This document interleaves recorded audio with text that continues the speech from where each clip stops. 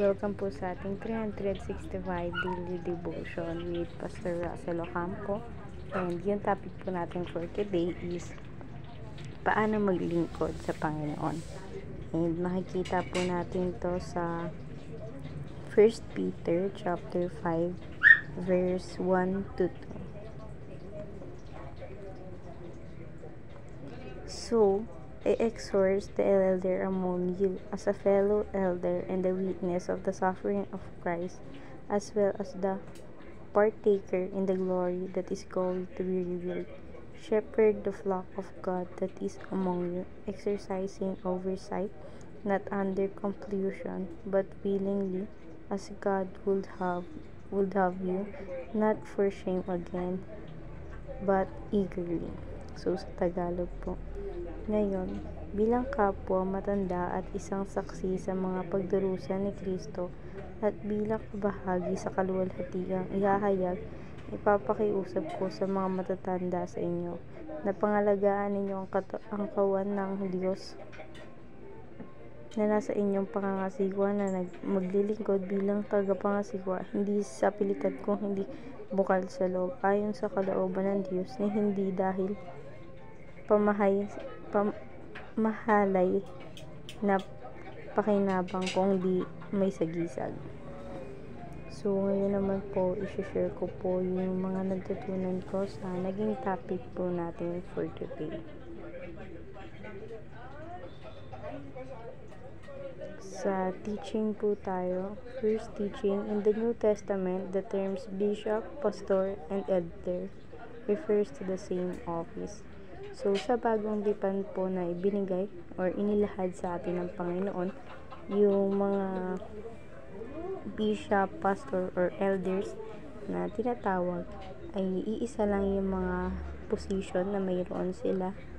But, ang nagkaroon lang ng difference doon is the way kung paano sila tawagin sa magiging position na mayroon sila. So, sa second teaching po, the Bible teaches the priesthood of all believers.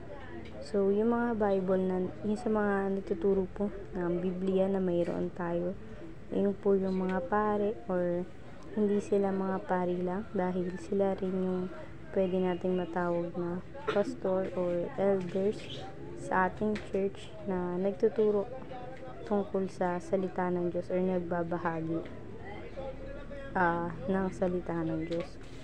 So, sa third teaching, Christian must serve God in various altars.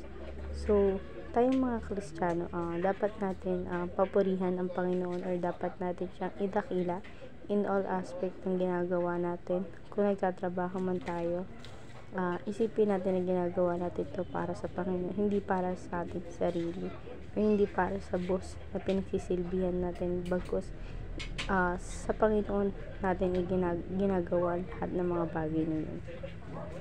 So, proceed po tayo sa application. First application, seek a church where you are empowered to serve. So, pumili po tayo ng church na mapagsisilbihan natin sa ibinigay na atas sa atin ng Panginoon.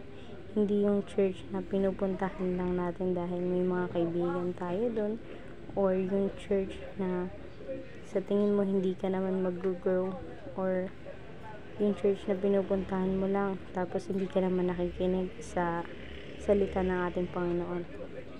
So, sa second application, seek a church where you can be held accountable. Maghanap tayo ng church na yung yung magkakaroon ng way kung paano natin maserban yung ating Panginoon, yung mga nagbibigay ng ministry sa atin. So, sa third application, seek a church that aligns more closely with the New Testament. So, yung mga church na pipiliin po natin, dun po tayo sa mga church na nag-a-align sa bagong tipan na inaaral ng ating Panginoon. Hindi na more nagpo-focus dun sa lumang tipan, dahil nga ngayon ang tinuturo na ay ang banal na kasulatan sa New Testament, and hindi na yung Old Testament, dahil sa Old Testament may makikita tayo doon na nag-share pa rin na yung about sa tinatama yung mga mali na sa kasamaan. So, proceed na po tayo ngayon sa discussion. Why is it important to seek a church that aligns with the New Testament? So, ayun nga po, gaya po ng sinabi ni Pastor Russell na pumili tayo ng church na nag-a-align sa New Testament dahil gaya nga ng sinabi ni Sir Russell na mas maganda na pag-aralan nyo sa New Testament compared sa Old Testament dahil may mga sagradong salita na hindi na natin masyadong mauunawaan dahil sa lalim ng sinasabi nito. At sa New Testament na mayroon tayo, alam ko na lahat tayo or lahat ng nabubuhay ngayon ay makaka-relate sa word na ginamit doon. And ayun lamang po for today's discussion. Thank you for watching.